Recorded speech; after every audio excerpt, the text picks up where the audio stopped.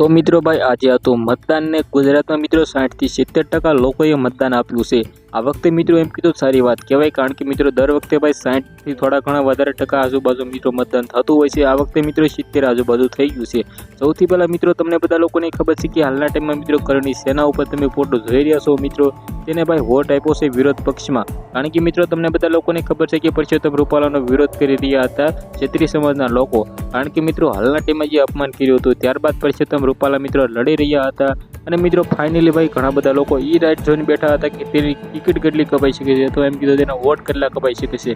જે રીતે મિત્રો વાત કરી તો હાલના ટાઈમમાં મિત્રો ગુજરાતના ભાજપના જેટલા પણ મિત્રો એમ કીધું નેતાઓ છે, જેમાં મિત્રો વાત કરી તો પરસોત્તમ રૂપાલા છે, સાથે મિત્રો રવિન્દ્ર જાડેજાની પત્ની ભાઈ રેવાબા જાડેજા છે, તેને મિત્રો એમ કીધું ક્ષત્રિય સમાજના લોકો છે એ મત નહીં આપી શકે, તો તે બંને મિત્રો નેતા છે ભાજપમાં જોડાયેલા છે। પરંતુ મિત્રો ક્ષત્રિય સમાજના લોકોનું એક જ લક્ષ્ય હતું કે ભાઈ ભાજપને વોટ ન આપવો।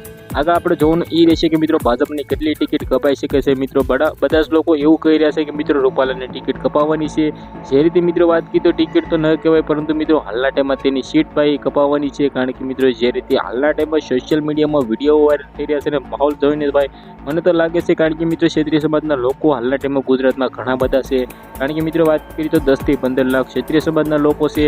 આવનારા ટાઈમમાં આપણે જોવાનું એ રહેશે, જ્યારે રિઝલ્ટ આવે છે ત્યારે પણ એ જોવાનું રહેશે કે મિત્રો ક્ષત્રિય સમાજના લોકો છે આંદોલન કરી રહ્યા હતા તે સક્સેસ થયું કે નહીં, કારણ કે મિત્રો અત્યારે તો ન ખબર પડે કે મિત્રો શું થયું છે। જ્યારે ભાઈ રિઝલ્ટ આવશે સૌથી પહેલાં તમને બધા લોકોને એવું વિડીયો બતાડો છો તો સબસ્ક્રાઈબ તો જરૂર રાખજો। આજના વિડીયોમાંથી આટલી જ માહિતી, ફરીવાર એક નવો વિડીયો મળી, ત્યાં સુધી બધા લોકોને જય હિન્દ જય ભારત।